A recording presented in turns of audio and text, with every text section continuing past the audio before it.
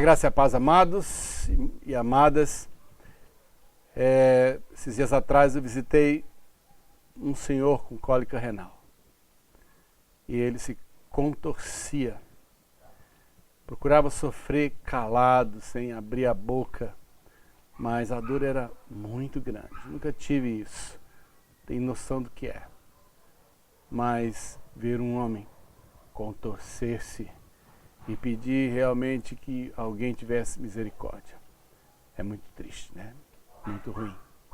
E eu fico pensando então nessa forma com que as dores nos acometem, como as dificuldades às vezes batem na nossa vida, batem na nossa porta. Talvez a gente quisesse ver uma vida em que a gente não tivesse dores, a gente não tivesse dificuldades, que a gente quisesse passar pela vida em brancas nuvens, né? Mas não é isso a realidade da vida. Quando a gente nascer já é uma pressão sobre nós. Deixar o útero da mãe já é uma compressão. Você é apertado contra o colo. O útero quer expulsar você dali. Você passa num canal que não te cabe. Você vai nascendo em rosca, sabe? E quando você nasce, você precisa chorar. E se você não chorar em até 10 segundos, pode ser que você não seja normal. Se você não chorar quando nasce, o médico pega você de cabeça para baixo, dá um tapa no seu traseiro e diz assim: bem-vindo à vida, meu amigo. Encurvar-se, sofrer, é parte talvez das circunstâncias em que cada um de nós está envolvido. Ninguém está isento de perder, ninguém está isento de chorar, ninguém está isento de sofrer. Isso é parte da vida. E tem um versículo no Salmo 20, que diz no versículo 8, eles se encurvam e caem, mas nós, porém, nos levantamos e nos mantemos de pé. Quando você pega a primeira parte do versículo, ele diz assim, eles se encurvam e caem. Se você pegar só essa parte, a gente tem a impressão que existem dois mundos paralelos. Eles se encurvam, nós não. Eles se encurvam e caem. Dá a impressão que quem então não tem Deus, porque o salmista tinha Deus, então o salmista está dizendo assim, eles se encurvam e caem. Como se o cair fosse uma característica e o sofrimento fosse algo que acontecesse entre os que não creem.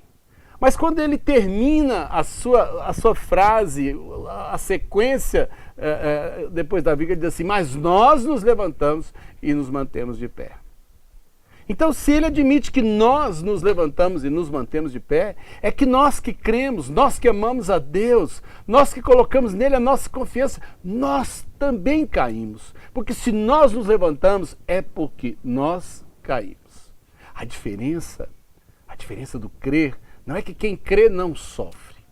A diferença é que quem crê, né, mesmo que caia, ele se levanta e mais do que se levanta, a gente não se levanta para cair de novo, a gente se levanta para se manter de pé. Já atravessei pedaços na minha vida em que eu achei que eu não fosse suportar.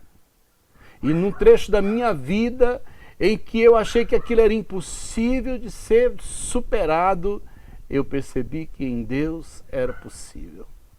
E a partir desse dia, eu tirei da minha boca a frase, eu não dou conta.